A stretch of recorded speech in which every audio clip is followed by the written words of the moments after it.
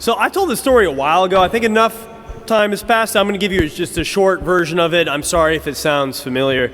So something about my family is that politics is a point of contention, and then this is pretty typical. We even have a text thread that, the little name of it is Family Political Thread that I just flat out ignore now. I can't stand to read what some of my relatives write. But when someone was elected a while ago, this beautiful thing happened in our family. It united us in our disdain for this new representative. And so we all sort of bonded over that. And then so we created our own little echo chamber where we would just whinge and complain and all of that. And for that particular time, we got along. It was super easy. And something else to know about my family is my dad, for the vast majority of my life, was this super muscly, intimidating guy with absolutely no hair on his head. And then he was obsessed with choo-choo trains, and we would tease him about this mercilessly. And so when we went biking on this beautiful, long downhill trail in Southern Virginia, he was first in line, and so we all, and he was videotaping us going by. We're in the middle of nowhere in the mountains. It was gorgeous. And so when we went by him, we would go choo-choo to sort of poke fun at him. And then when my wife did it on cue, she fell over and she hurt her leg and the bike was all wrecked and all this stuff. And it was just a disaster. And we were in this uncomfortable situation where we still had like 30 miles to go, which isn't a big deal considering it was all downhill. And if you have a bike, but all of a sudden we're down a bike. And then so we had to go to the road, no cell service. So we sort of bushwhacked to get to the road and we flagged someone down. And then their car was a shrine to the political person that we couldn't stand. And then not only that, they made it very, very clear that they couldn't stand people like us.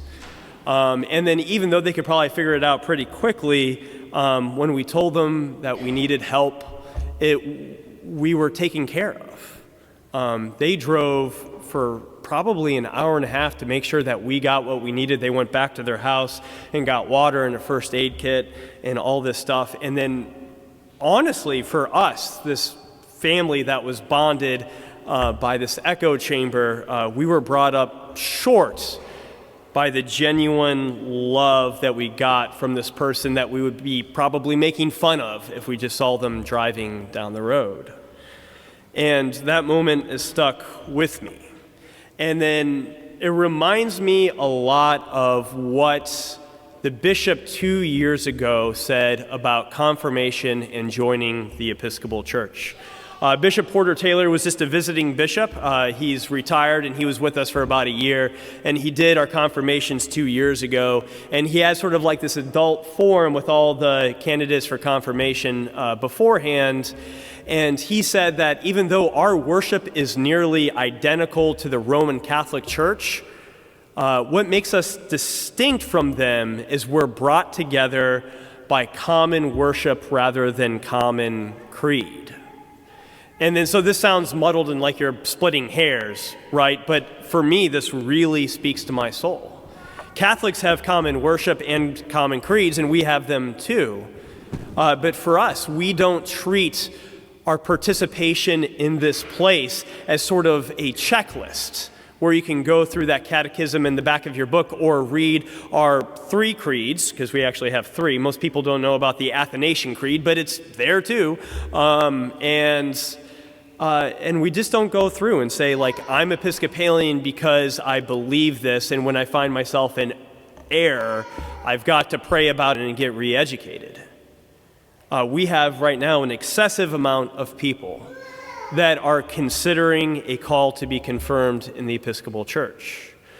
So much so that I feel like I'm kind of doing everyone disjustice. I don't have time to have the conversations that we need with integrity.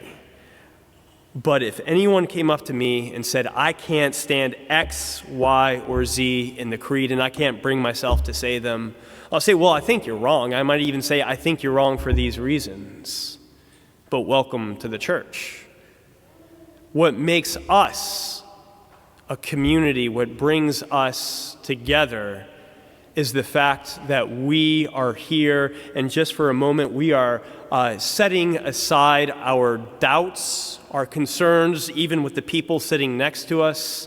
And then just like how my family was brought up short and we were taken care of by someone we assumed to be our enemy, we try to find that magical place that is intention, where we acknowledge our need for help and we embrace each other. And then that is what we are striving to do here Sunday after Sunday, and it is what makes us a people.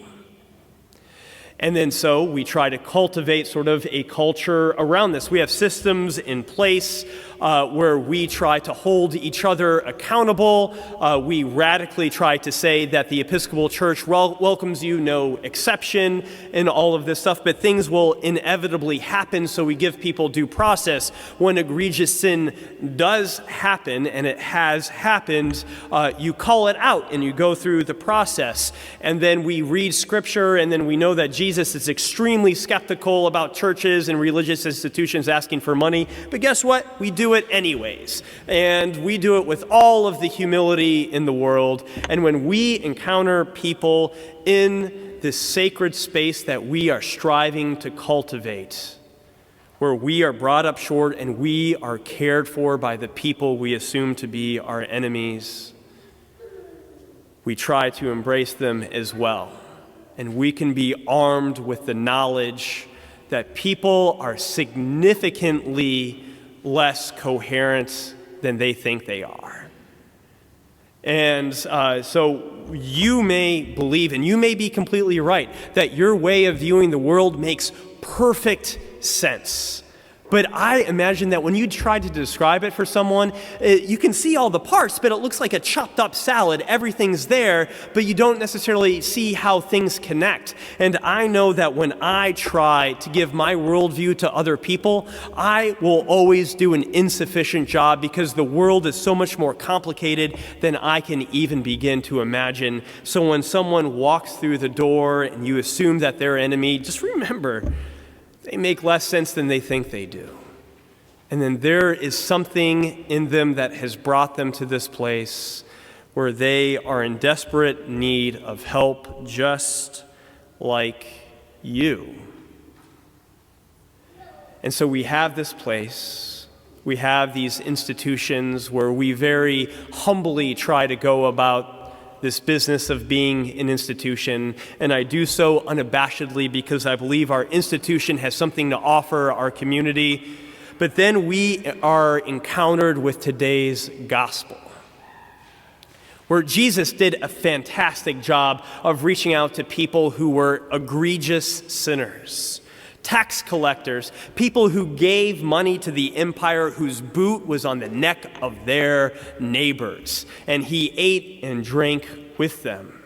He does this sometimes, but in today's gospel, he goes in and he sees sin that is perfectly rational and understandable, and he throws over the tables. You don't want to have to carry a lamb or a dove or a goat or an ox or whatever hundreds of miles in order for it to be sacrificed at the temple. So you bring money and you buy your own, and you might have to exchange money. This is just part of the business of doing that type of religion. And then I imagine that even if before Jesus did this, if there was some sort of reform movement, and they said, well, maybe we should keep this type of capitalism. They didn't say that word because they didn't have that word, but maybe we should keep this sort of stuff out of the temple. Then people would go back, well, my uncle is one of those people. Do you want him to be destitute? His livelihood depends on that. But Jesus goes in and he flips over the tables And he says, not in my Father's house. And we get all this discourse about the temple falling down and being raised in 3 days. And John does a terrible job of giving spoilers and all that. But this is how Jesus begins his ministry in his gospel. And it's a defining moment. In our lives, in this church, there will be times when we must sin boldly. There's always times where we must hold each other accountable. Each one of you has your own conviction, your own worldview, your idea of what's right, and you should stick with it. You should be more of yourself. But when someone comes in that you assume to be your enemy, welcome them home. And then be aware that we are more like that temple than we care to believe, but we are blind to the egregious sins that we have cozied up to. And sometimes people in certain places and all around us, they love to flip over the tables. In England during the Reformation, it was iconoclasm. They would go around and destroy any piece of art. For a while, it was candles on altars. For some churches, it's musical instruments in there. And then out of context, all this stuff just seems utterly silly. But at the same time, we always need to be ready that if Christ does come into the world and he turns over tables, we have to look at ourselves and realize that we are indeed called to change. And why we are called to continue to be this people that are brought together by common worship, why we try to create those moments where we can be loved even by our enemies or the people we perceive to be so, then we've got to do this thing boldly and we've got to accept grace, because we will always fall short of being perfect. We will always fall short of being the perfect people. We will never arrive at that place where we worship perfectly, but we must always strive for it. So welcome to the church. If you decide to become confirmed and join the church, I celebrate with you. If you decide to be exactly who you are and you're not ready to take that step, we welcome you to church. Because we are brought together by our shared experience in this place that goes beyond all understanding, all explanation.